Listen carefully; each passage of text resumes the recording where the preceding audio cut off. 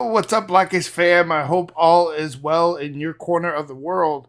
Man, really excited to get into this one. This is Aesop Rock Gopher Guts. Uh, Found an official, well, it looks like it's an official lyric video, so really impressed about that. Man, I had a lot of issues. I got into Cycles to Gehenna and uploaded the video and it copyright issues, so I had to take it down. That video was actually blocked in the United States. Um, I thought it was a incredible song. The breakdown was really good, but we had to upload it again, and I had to remove myself, which also included the official video. And then I had to add I tried to add videos that were relevant to the breakdown, and then some back down of just some girls dancing. But I didn't want to be disrespectful to his art as well. It's not really something where you see some ass shaking on a Aesop Rock video. So my apologies for that. I definitely didn't want to. It seems like something already. It's like putting rims on a great car, right? A nice luxury car. It's beautiful in its own right. Sometimes you just it's tacky to do something like that. But I really had to do something to in length to get that video uploaded. So make sure to check out that Cycles to Gehenna. There's two versions. There's one, if you're in the U.S., you probably won't see it because it's banned unless you're using some sort of VPN or something to bypass that. And then there's another version that's uploaded that has more of the visuals. But really excited. If you guys are fans of Aesop Rock, make sure you help me grow the channel. We like the video, subscribe to the channel, share it on Reddit, or help share the breakdown. And remember, this is just my opinion as to what I think the song means to me. I mean, Aesop Rock creates art. That would mean like me walking to the Mona Lisa and saying, "Oh, this is what he meant," or "This is what this painting in the Sistine Chapel." Means. I wouldn't dare do such a thing. But this is just my interpretation, and let's get into it. Hopefully, this helps some people out with the breakdown. I know a lot of times you get a lot of comments like, "Hey, I'm overseas. Love it. Thanks for assisting with the breakdown." Because as you guys know, with Aesop Rock, you can know the definition, but that doesn't necessarily mean you understand the image that he's painting. He might say something that you can Google, but he's saying it in a word, but there's like a urban context versus, so hopefully we can assist with that. Really excited to get into this one. Let's check it out. This is Aesop Rock Gopher Guts. Get myself out of the picture here. Let's get into it. Oh, I love when I think so many people talk about Aesop Rock and they talk about his lyricism, his lyrics, but it's so hard to not talk about the beats. Most of the beats on the tracks that we've broken down have been sick. I mean, beyond a sick song, but the beats themselves are just crazy. I mean, right when it comes on, you hear what?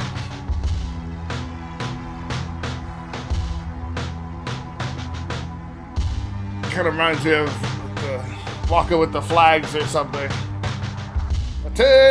Greasy, grimy gopher guts, poolside. Open one, I don't forget spoons twice. Lukewarm bulgers, mold on his moon pie. Rooms in his home that dissipate in the fruit flies. Suicide lane, wide load ride, looting in the wake of an amicable marooning. My duty go for moving in packs, sharing food with a cat. Okay.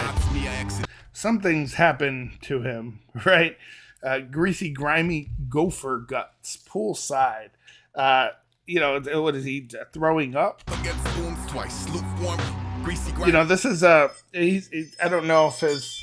Let me shut off my ringtones here. These are my Ring cameras. I got a property in Chicago, and as most of you know, Chicago is very active, if you would. Now, my cameras are constantly going off there. But anyway, greasy, grimy gopher guts. And he kind of ties it in where he says, "I don't forget spoons twice." I help take care of my nephew amongst other teenagers that are here in the house. He's an Eagle Scout. He's been a Boy Scout his entire life. And his buddies would sing this is a, what would you call it? It's not a nursery rhyme. It's more like a folk song, right? If you would, it's like a playground anthem. But the references, they reference that in the song, right? The being without a spoon, so it's definitely a reference to that. And let me just play it again here. And you can hear it in other things. I mean, they've used that song in The Simpsons. They used it in quite a few movies. There's always a different variation to it. I'm a bit older. I was born in the 80s, grew up in the 90s. So I remember it more from Caddyshack. I don't know if you guys remember that movie with Bill Murray. Bill Murray from What About Bob? Classic. But they reference this. He's singing it when he's the Gophers on the golf course that are giving him hell, right?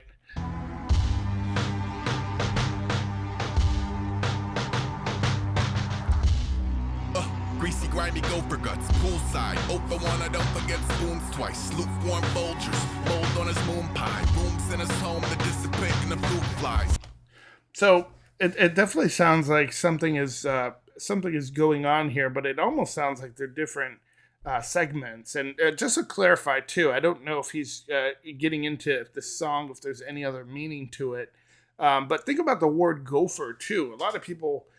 You hear gopher, and we hear it's called gopher guts, and we're probably thinking right away about the old folk song. But the term gopher is used a lot, or it used to be used a lot in the business world. And it was either the 50s or 60s, but it kind of the image you might get of an intern or an assistant, or back in the day, a woman. A gopher is exactly what it sounds like. Go for, right? It sounded like gopher. So a gopher is typically somebody who's very low on the totem pole. If they work for a marketing agency or in the legal world, they're probably just getting coffee, taking Starbucks orders, printing copies, passing out mail, answering inbound calls and routing it to the right person, taking notes at meetings. But it's normally somebody referred to as a gopher. And gophers are weird animals as well, because they most of their life happens underground. They're extremely alone. And judging by what he's saying here, it sounds like he can kind of relate to that.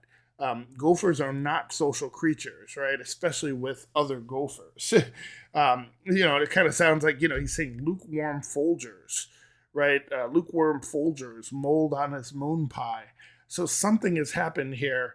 And it doesn't sound like it's something that happened immediate overnight. Poolside, I'm thinking maybe he's throwing up. Oh for 1, like maybe somebody else has won something, and maybe the sickness or so got the better of him. Um, I don't forget spoons twice. We'll try to wait and see if there's any other context that could remember, or that can help decipher what that might mean. I'm sure there's some meaning to it, because it seems like something that's ongoing, right? Because he said lukewarm Folgers. He's not saying that it's stale, cold Folgers. He's saying it's lukewarm. So it was he heated it up at some point, and probably either doesn't care about it or moved on, because it's still partially warm. But the moon pie has mold on it, showing that this is something that's it didn't just happen overnight or this morning. This is possibly days or weeks of a buildup. And it's continuing to this day, which is why his coffee is still lukewarm. He said there's rooms in his home that dissipate into fruit flies. So he's left fruit or food alone for so long, there's possibly maggots or fruit flies buzzing. So you have this image of he doesn't care. He's just kind of sitting back. He's possibly throwing up. He's maybe eating horrible food, greasy, grimy gopher butts. Gopher butts. Gopher guts is like something that's supposed to be disgusting. I don't remember many of the words. It's let me try to. It's great green gobs of greasy, grimy gopher guts, mutilated monk meat, um, hairy, gory pickle feet. Right? It's like some. It's like fried eyeballs, spaghetti, fingers. I forget my spoon, right? Or me without a spoon. And then they reference that, and then after every verse, it's me without a spoon. So you get this image of this disgusting food, and then somebody just you're right, eating it with their hands, just in this disgusting fashion. So that's kind of the imagery. It's supposed to give you the image of something disgusting. Warm bulgers, mold on his moon pie. Rooms in his home that dissipate in the fruit flies. Suicide lane, wide load ride, looting in the wake of an amicable marooning. My duty go for moving in packs to sharing food with a cat. To mods me, I accidentally saw the woman in half. So I'm definitely getting the image uh, that he's disturbed somehow, right? He talks about suicide lane, and just if there's anybody out there that's going through depression or having suicidal thoughts, I just want to make it a point that there is a national suicide prevention hotline. It's 800-273-8255, which is 800-273-TALK. And you could also you can call and get someone there 24/7. I know they reference that a lot with the Logic. Logic had that suicide prevention song. But if anybody's going through that, I know Aesop Rock has went through that in his life, and he could be talking about that now.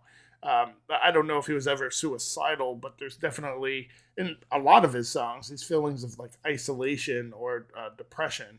Even here he says suicide lane.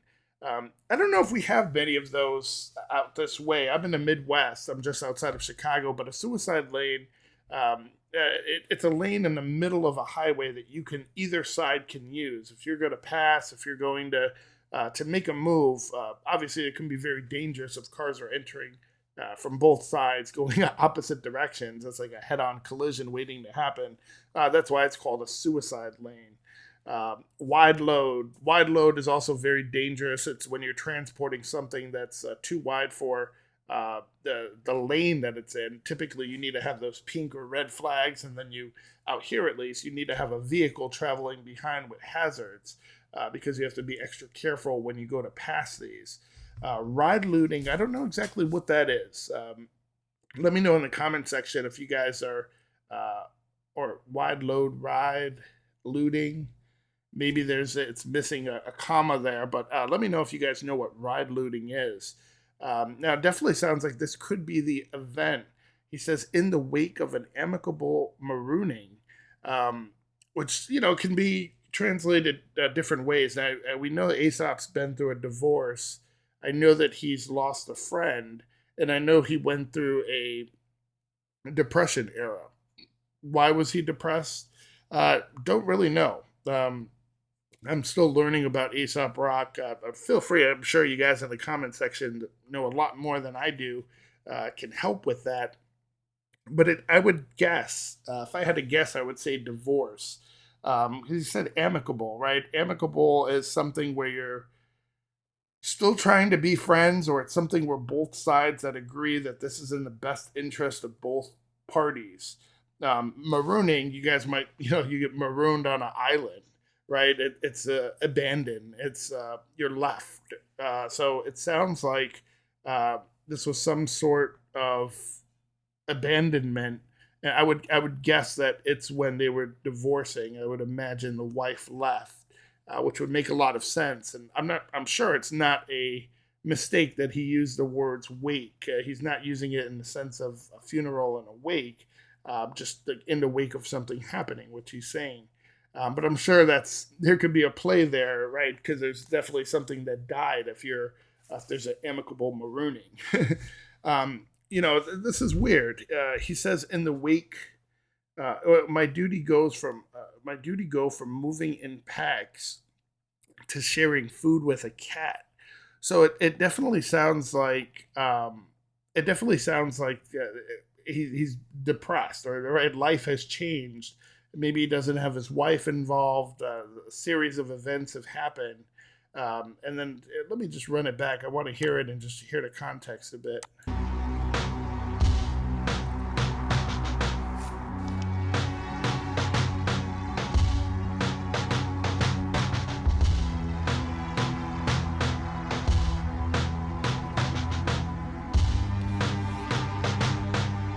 I love how clear his voice comes in too. That's sick.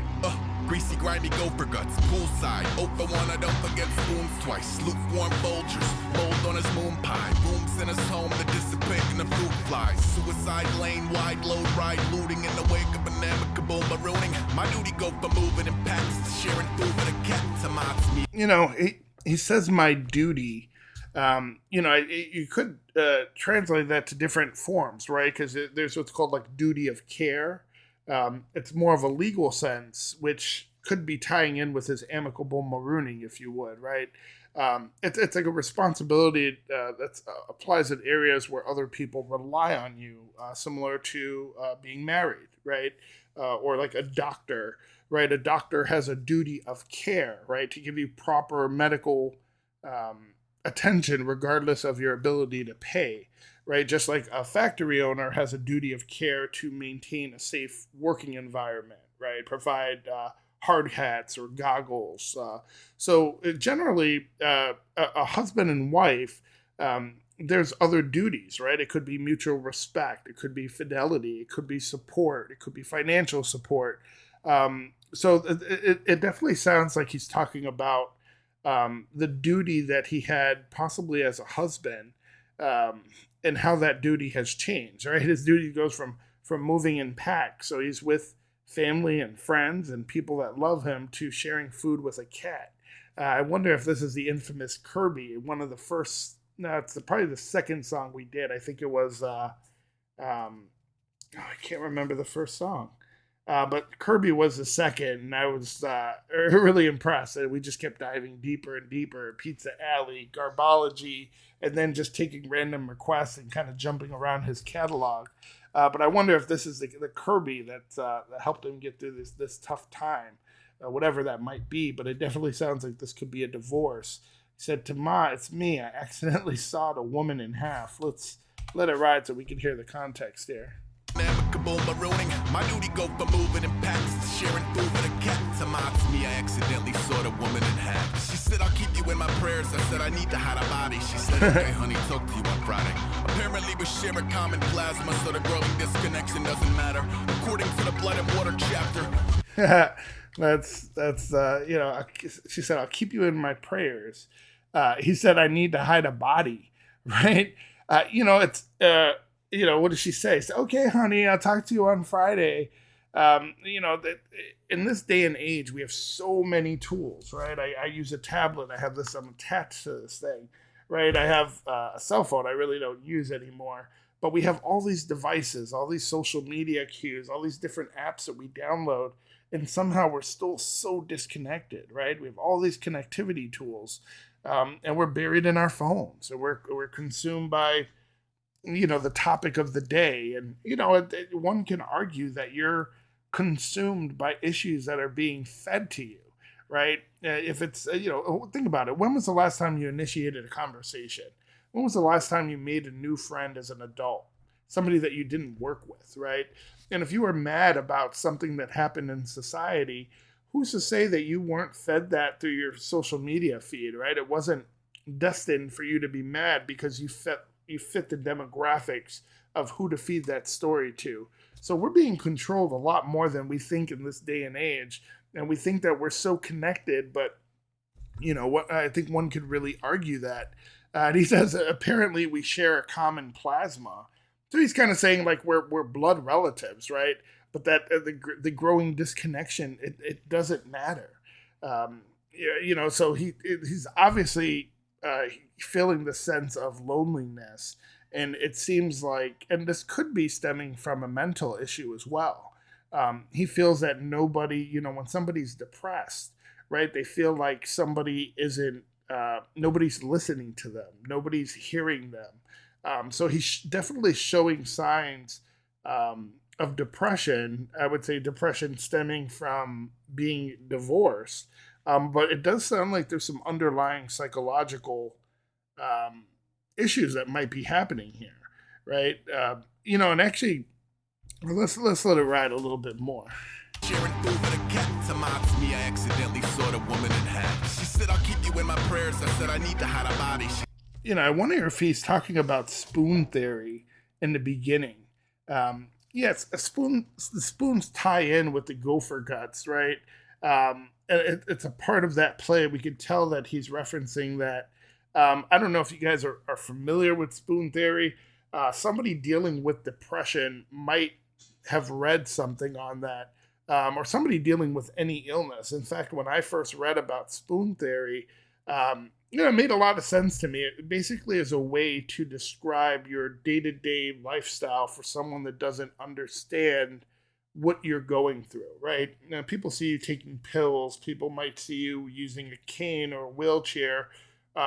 So when they ask, what is it like, right?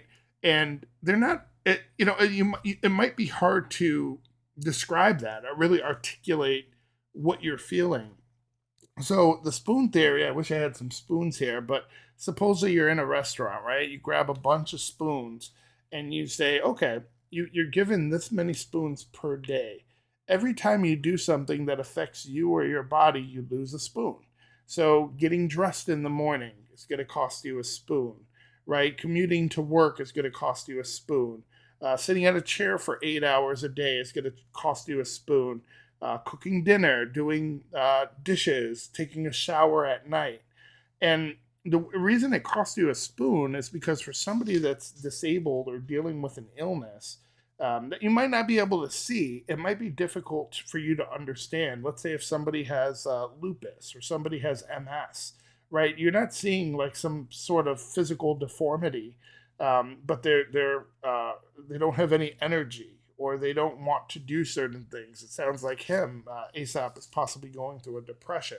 So if you do certain things, let's say if you cook dinner, it's one spoon, but you might not have enough spoons to do the dishes. Why? Because you're not feeling good and you're not feeling it. You just want to lay down. And yeah, you could do too much, but then it's going to cost you some of tomorrow's spoons because you're going to lack energy.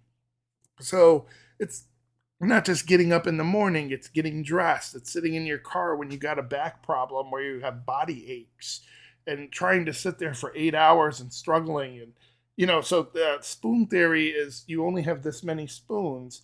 And as you go throughout your day, you have to try to balance that many spoons so you could try to live some form of an ordinary life. Really interesting concept, and spoon theory is really a way of telling people about your illness and helping them identify with that. I don't know that he's necessarily going there. Um, it would be very deep if he did. I don't think a lot of people would get spoon theory, but I thought it was a good time to share, just so other people understand what it is. He said, okay, honey, talk to you on Friday. Apparently we share a common plasma, so the growing disconnection doesn't matter. According to the blood and water chapter. Weird. Who wrote the blood and water chapter anyway? Probably sincerely dad. Only child, 30 cats. Looking for a way to reconnect with an averted past, except it doesn't always work like that. That's really interesting. He said, what did he say right before that? According to the blood and water chapter. So he's probably referring to the Bible, I would imagine, right? The blood and or references to blood and water. He said, "Who wrote the blood and water chapter anyway?" Probably some surly dad. Only child, 30 cats, looking for a way to reconnect with an averted past. Except it doesn't always work like that. Now, the interesting thing, because he's talking about the relationship that he has with his mother, right? Or sharing common plasma, so the growing disconnection doesn't matter. I think it's really important to note that he doesn't say blood is thicker than water, right? That's what you would typically say in a version. If you're having a conversation, he's trying to get a point across that we share a common plasma, so the growing connection doesn't matter. Why isn't he saying we share the same blood or blood is thicker than water, like he's referencing here? A lot of people don't realize, and I don't want to go too in depth with this because I don't want to lose anybody here, but for the channel, for the sake of our Blackish University education, I do want to, maybe this helps you out someday. It sounds like I'm sure Aesop is intelligent enough to know that most people use that expression very wrong, right? It's used incorrectly. It's been used that way over years, and it's been shortened, and important words are really missing from that statement, right? That's an idiom. So again, how you use it, the idiom is, of course, blood is thicker than water, right? Now, if you ask 100 people what the idiom means, most, if not all, are going to say the same thing that most people on the video would probably say. It means that family relationships are the most important, right? The blood you share with your relatives is represented is a representation that you have a strong relationship. We call those family ties, right? Now, water will seemingly represent the connection that you have with people, right? Who you don't share any blood ties. And the links are not as strong, right? At least that's the way that people use the idiom today. Now, first, and again, I won't spend too much time on this, but let's look at the word thick, right? In the idiom, it doesn't mean the physical size of something, like the walls on the house are very thick. The word thick, it means to have a very close relationship with someone. So if you're thick with your best friend, you trust them, right? You say you guys are tight. So when you use it this way, thick gives you other idioms, right? If two friends are thick as thieves, right? You guys have possibly heard that. They're very close and they trust each other a lot, right? When you steal from others and you get caught, you're probably going to go to jail. So it's important to trust the people you steal with, right? If one rats out the others, you could all end up in jail, right? Snitches get stitches. But the bond between thieves it's different than a normal friendship, right? Then you think of it for non-thieving people, right? It's if you're a supportive friend and you see your friends go through good times and bad. Another way to say this would be that you see them through thick and thin, right? Or that you're going to be with them through thick and thin. So the idiom "blood is thicker than water" um, means family ties are the strongest. Most people are using it in that way, and if you were to use it a different way, people would be confused, right? But when he asked who wrote it, right? Who wrote the blood and water chapter anyway? And it sounds like that's where he might be going. So when you hear it all together, if you were to open up the Bible and search for it, the original saying is blood of the covenant is thicker than water of the womb. That's the actual phrase, right? So the important words in the original version are dropped, and over centuries, they drop covenant and they drop womb, right? Now, a covenant is serious, right? It's like a serious promise, an agreement that you would. And we usually only use the word covenant when it's something that's extremely important, right? Like a covenant with God or a covenant of marriage. And a covenant sometimes has legal responsibilities as well, or duties, if you would. So in the Bible based idiom, if you were to say the covenant is between soldiers on the battlefield, um, that's how we're using that word. So feelings between soldiers can become quite close, right? Um, it's just that's the way that. Uh, so, for instance, again, I'm trying to not get too in depth with this, but it's a bit hard to not go back to the words that are removed from the original phrase so you can get the original meaning, right? So a womb is a uterus, right? It's an organ where a woman is going to carry an unborn baby. The water in the womb protects the fetus as it grows during pregnancy. So when a pregnant woman's water breaks, she's about to give birth, right? So for example, when people say womb to tomb, right? I don't know if you guys have ever heard that. It means from birth to death. A tomb is a building above or below ground where we keep dead bodies, right?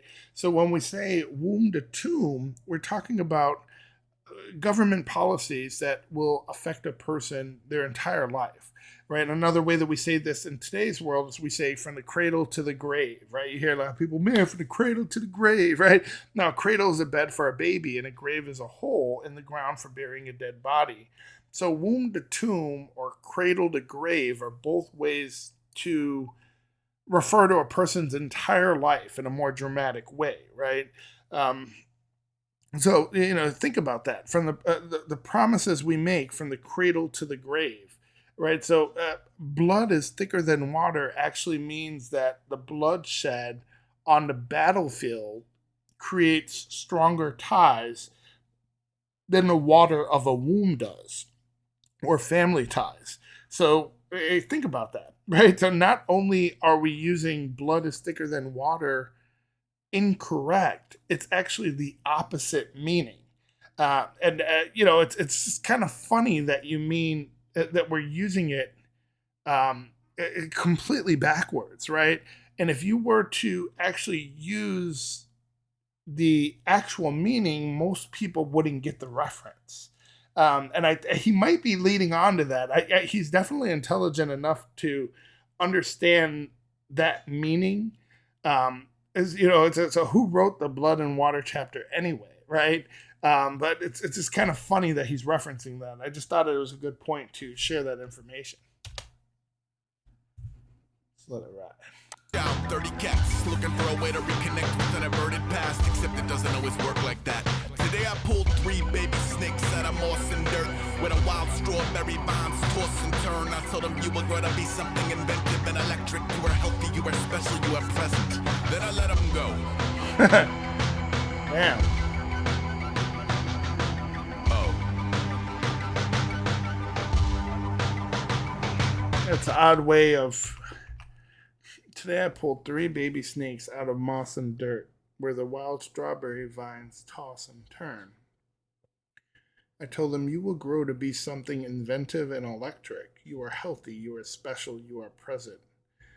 So it sounds like this is something to do with parenting. He's possibly connecting this.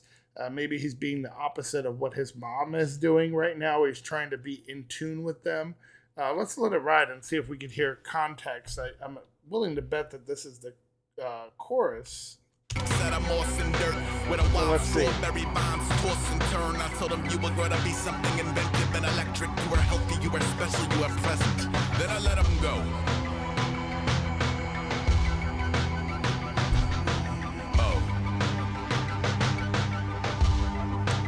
When you talk about snakes, there's a lot of symbolism in snakes. They're often seen as warnings.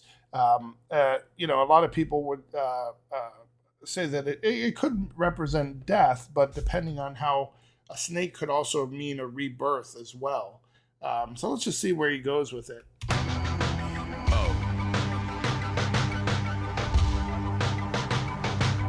You were sitting at the gate awaiting spirits and provisions. I was privy to a headache over pirouetting innards in a mirror sweating pit. Privy to a headache over pirouetting. Wow. If that's not the most beautiful way to say that he's possibly hungover, right? I was privy to a headache, a pirouette. Sorry, I have a little bit of a lisp at times. Is a ballet move, right? Where they're spinning around in a circle. And innards are your guts, right? Your goofy, glory, grimy guts. So if your insides are spinning and you have a headache, you probably have a hangover, which he said you were sitting at the gate awaiting spirits and provisions. There could be a nice play on words here too, because it sounds like you're sitting at the pearly gates, as if somebody were waiting in heaven, and then tying it in with spirits, right? But he could be literally sitting on a gate, right, bringing some beer and provisions. So it really depends on how you're interpreting it.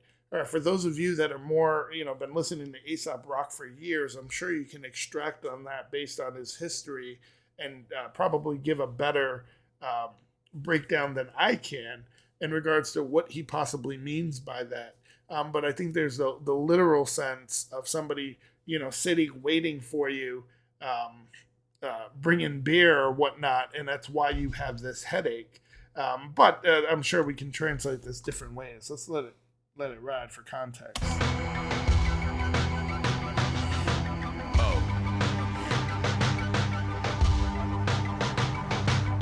You were sitting at the gate awaiting spirits and provisions. I was privy to a headache over pirouetting innards in a mirror, sweating pictures. I want to go back to that chorus, the three snakes. Chapter weird. Who wrote the blood and water chapter? Anyone heard it past, except it doesn't always work like that. Today I pulled 3 baby snakes out of moss and dirt with a wild strawberry bombs toss and turn. I told them you were gonna be something inventive and electric. You were healthy, you were special, you were present. Then I let them Maybe something. You know, it kind of reminds me. This is actually when you think of, for those of you who've seen the movie Caddyshack, this is the legitimate opposite of what he did with the Gopher there, right? The Gopher was trying to, was messing up there on like a golf course, and they're doing this bet, but he gets the Gopher out, and he screams at him, right? He calls him, he says, "Scum, slime, you're a menace to the golfing industry. You're a disgrace, you varmints. You're the lowest member of the food chain, right? You're going to be replaced." And that's kind of the play. And it sounds like he's doing the exact opposite when he pulls out these baby snakes, right? It's almost like a form of positive reinforcement, right? If you guys are familiar with psychology terms, it sounds like he's like, you know, wishing or manifesting their best life, or like paying it forward, as a lot of people say. Really interesting. He didn't touch on that again, which is, I think, funny. It's such a powerful thing to say and then just move off from, especially as he's saying, "Oh," right? It's like he's trying to give some other meaning to it. go.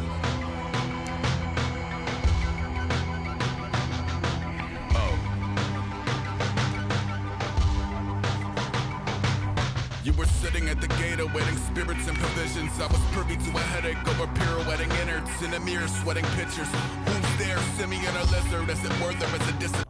You know, again, he was, you know, sitting at the gate can mean very different things. Like, I'm thinking of how it relates to the book of Genesis, right?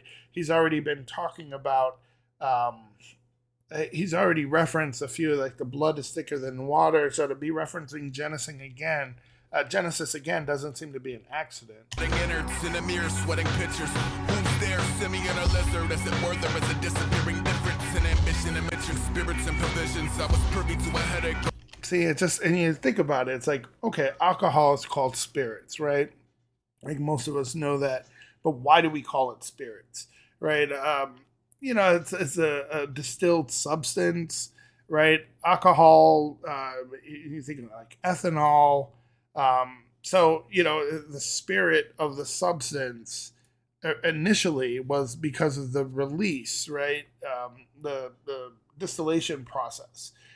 So he's definitely, I think, referring to liquor here when he says spirits. I'm guessing. And now the act or the process of like provisioning or provisions, right? That's like being prepared, or, you know, you're stocked with supplies. That sounds like that's how he's possibly using it. Over pirouetting innards in a mirror, sweating pictures. Who's there?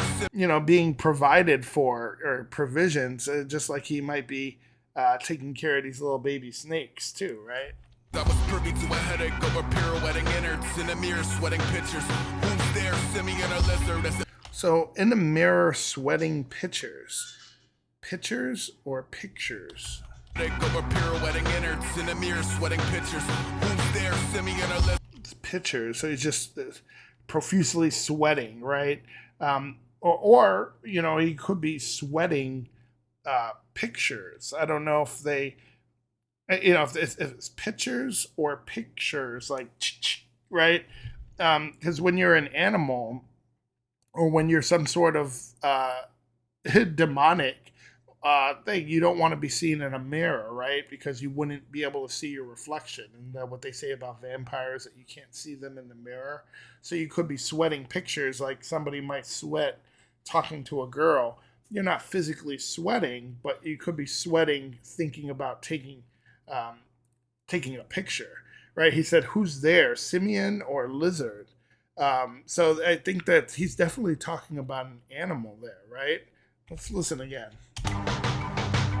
You were sitting at the gate awaiting spirits and provisions. I was privy to a headache over pirouetting innards in a mirror, sweating pictures. Who's there, simian or lizard? As it were, there is A simian is like a monkey or an ape, or a lizard. Oh, reptilian face, right?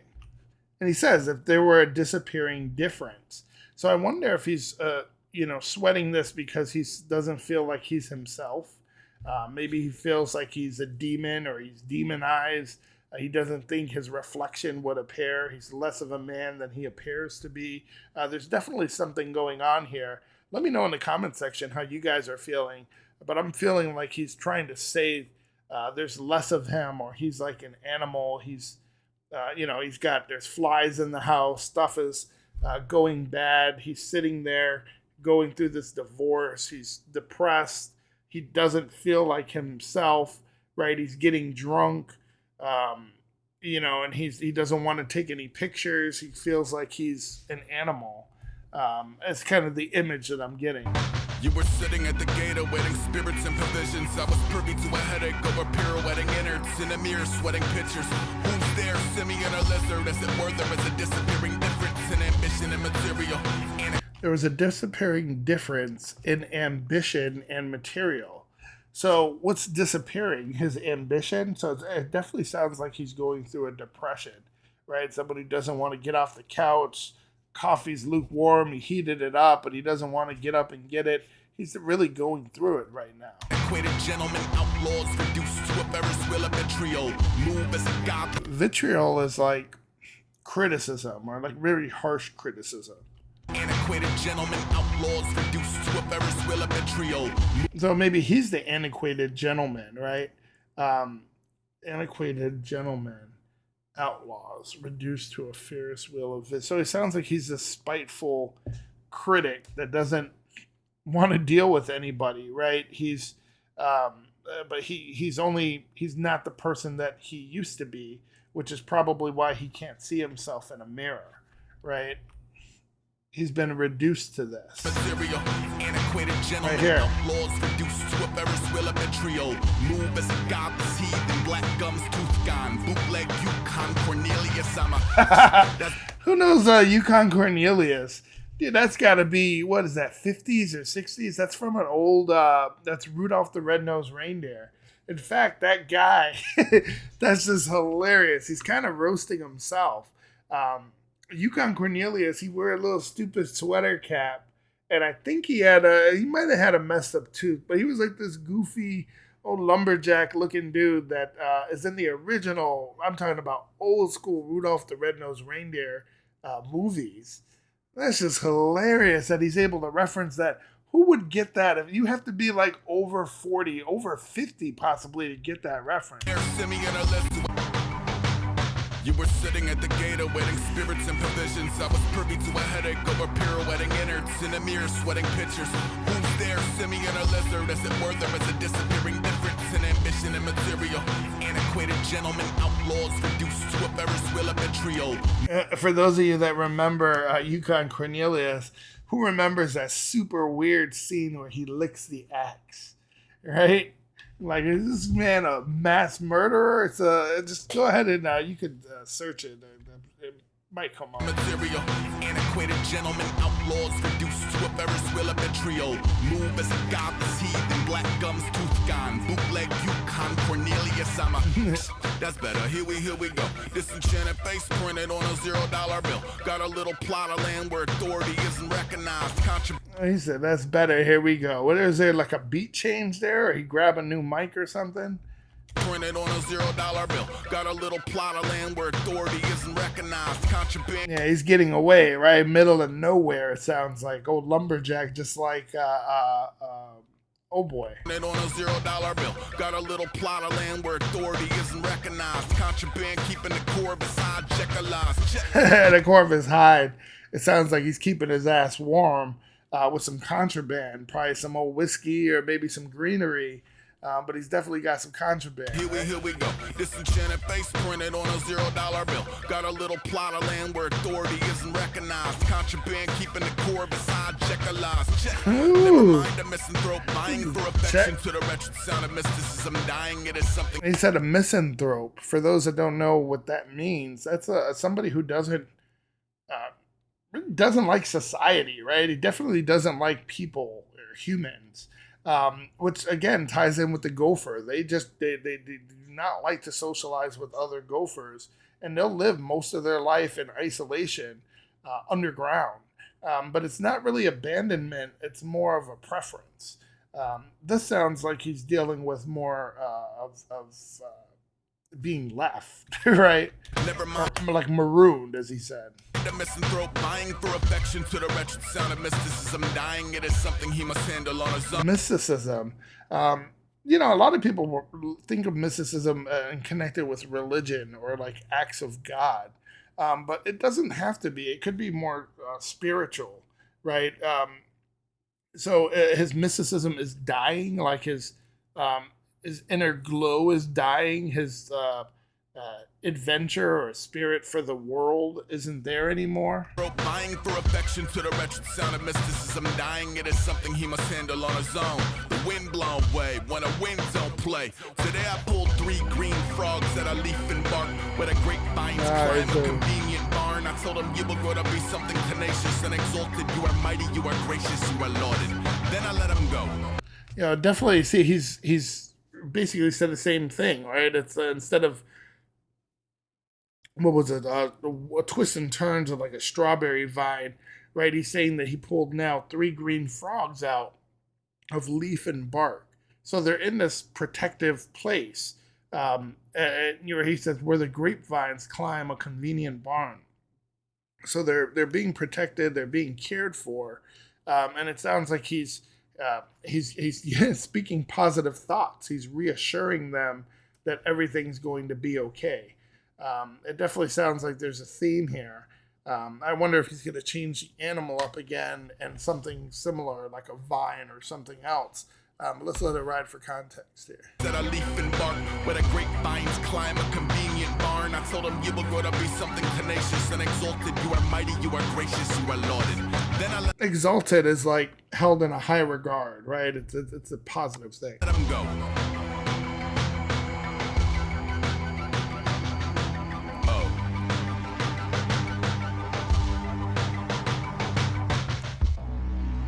Completely unable to maintain any semblance of relationship on any level.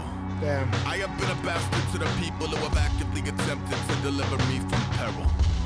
I have been acutely undeserving of the ear that listen up and lip that kiss me on the temple. I have been accustomed to a stubborn disposition that admits it wish its history disassembled. I have been a hypocrite. And again, if you are going through depression or having suicidal thoughts, there is a suicide prevention line. It's 1-800-273-TALK or 1-800-273-8255. I imagine a lot of people will relate to this song if they're feeling isolated, alone, like nobody's listening to them, disconnected from the world. Just understand that things happen in cycles, and I'm sure someone like Aesop Rock can tell you it doesn't last forever. There's always a better time, but just really important if somebody is listening to this that's really struggling, that's important that you talk to someone. In fact, it sounds like he spoke to someone because one of the first steps from a psychological treatment perspective is really admitting and having this sense of self to say that you've been wrong and you've hurt others. And it sounds like that's what he's doing. Any semblance of. In fact, it sounds like he's going to therapy. Because if you were going to therapy, they would want you to write out your issues. They'd want you to identify where your problems are in this world, right? And they're going to want you. There is positive positioning, or it's a version of positive reinforcement in psychology, where they instead of being this man that doesn't want to leave the house and is a harsh critic to everything, that you should be trying to manifest good and speak good and speak in a positive way, and that's going to bring positive things back to you. And it sounds like that's what he's possibly doing is he picks up these animals, and he's speaking that like, good into the world, right, and putting them back. So it sounds like he's trying to be a bit different or trying to be different than his life has been. It's definitely the opposite of what happened in Caddyshack with the Gophers. Just really interesting stuff here. I can't wait to hear the rest of this. Then I let him go.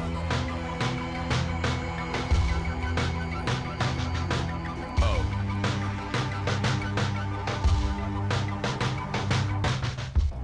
I have been completely unable to maintain any semblance of relationship on any level. I have been a bastard to the people who have actively attempted to deliver me from peril. Yeah, he's admitting everything. I have been acutely undeserving of the ear that listen up and lip that kiss me on the temple. People that show him they love him. Stubborn disposition that admits it wish its history disassembled. I have been a hypocrite in sermonizing tolerance while skimming for a ministry to pretzel. Wow. I have been unfairly resentful of those I wish. Think about what he's saying there, right? I've been a hypocrite.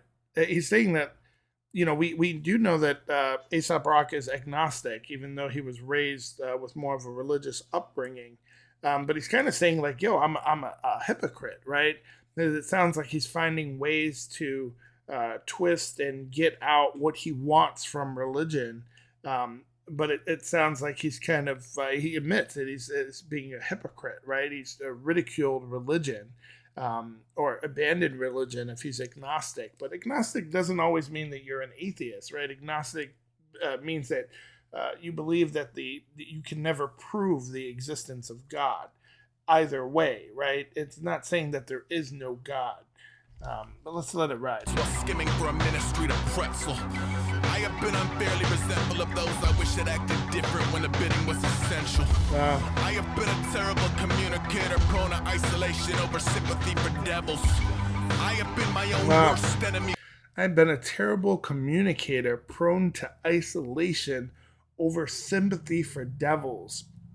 I've said this before, and I think this paints a good picture. Like I picture everything he writes is in calligraphy, right? With like a feather, like this old quill pen, and he's just sitting there with like this gloomy light and just penning all his lyrics. It's just so beautiful the way that he can paint this picture, even when he's talking about something as dark as this, right?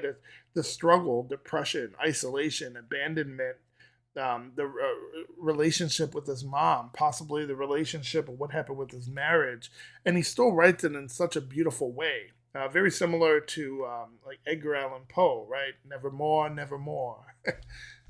Prone to isolation over sympathy for devils. I have been my own worst enemy since the very genesis of rebels. Today I pulled 3 ghost crabs out of rock and sand. Yeah, sometimes it looks like he's about to go into that chorus again. Sometimes it's much easier to identify a problem than to fix a problem, right? Again, he seems very self-aware. I definitely imagine that he's seeing someone that's extracting this from him. I don't know that, but that's just kind of the sense that I get. Since the very genesis of rebels, today I pulled 3 ghost crabs out of rock and sand with a low tide showcase. Okay. So he's taking them out of their habitat in all 3 scenarios, right? So he's taking them out of some place of feeling safe.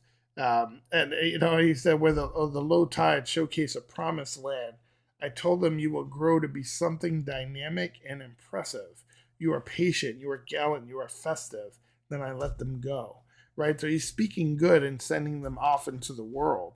I definitely get this feeling like he's also talking about parenting. And maybe tying it into this disconnect that parents have, right? Because it sounds like we all do this. I have kids. I have multiple kids in this house. We have a blended family. So we have a 25-year-old. We have a 21-year-old nephew I take care of, a 20-year-old, a 14-year-old, and a little lady who runs it all is a 6-year-old, right? So this is a very busy house, and I'll never forget. This kind of reminds me of a story actually a niece told me. She was in 5th grade and she was getting ready for a talent show. And I think she was singing Alicia Keys. I can't remember the song, but it was, oh, no. It was the one that sings Rolling, Adele. She was singing an Adele song. It was horrible. On a 1 to 10, it was probably a 4. And she went there and she came back crying and crying. She didn't make it to the chorus club. And she got older and she said, "Why did you guys lie to me? Why did everyone tell me and you kind of like sent me off, right? You sent me out into the world telling me that I was like this great singer and then I looked stupid and didn't even get on the club." It kind of reminds me of that. He said how disconnected his mom was. And think about how disconnected we are as parents. Everybody's kid is beautiful. Everybody's kid is amazing at what they do. Look at their social media. Look at the first day of school, right? So we're telling them all these beautiful things. We're taking them out of their safe space. And then it sounds like we're releasing them into the world. And this could be putting out, doing more harm than good, right? This could be creating issues where these kids can't live up to the expectations that they thought were, what they thought of the world. No, there's a lot of hidden meaning here. This has got to be up there. I would definitely say top 5 of the most more complex songs. And we've done quite a few Aesop songs. Normally there's an underlying meaning, and there is with this, but this can really go in several different directions, based on kind of your upbringing, how you're interpreting certain things. I might be referencing Caddyshack, because it seems relevant, but if you were born in, 95 or 2000 and you're only 20 so years old, you might have a completely different reference that I'm just not privy to. So just really interesting stuff. Let's let it go here. Today I pulled 3 ghost crabs out of rock and sand with a low tide showcase of promised land. I told them you were gonna be something dynamic and impressive. You are patient, you are gallant, you are festive. Then I let them go.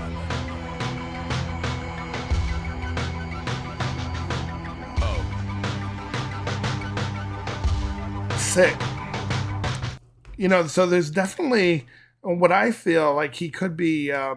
He's definitely like paying it forward. It seems, right. There's some positive psychology being applied, and it definitely sounds like he's possibly spoken with a like a psychotherapist, and he's suffering from some psychological disorder. I would guess he's some sort of depression. But again, what they kind words last longer. So spreading positive thoughts in loving words is definitely a part of what they call positive activity intervention. That's a phrase in psychology where they do this, and it sounds like he's identifying his problems in the world, and he's admitting what these issues are. He's showing that he's self-aware, and now it sounds like he's utilizing this psychotherapy, right? He's focusing on the good things, right? He's focusing on gratitude, the affirmation of self, right? All these psychological bullet points that it sounds like he might have spoken to somebody. But man, really interesting stuff, especially the dynamic with the parents, I think comes out in this.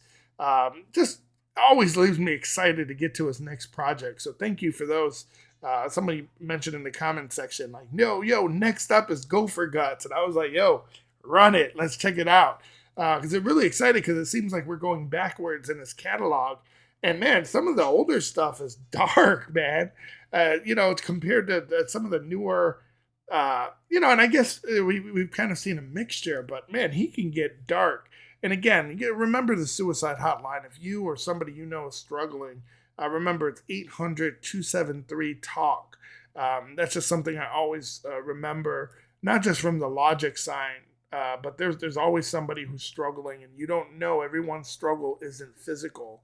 And I think it's important to remember that, especially where, like he's talking, we were speaking earlier about spoon theory. Somebody with MS or somebody with lupus might not always show signs of being ill.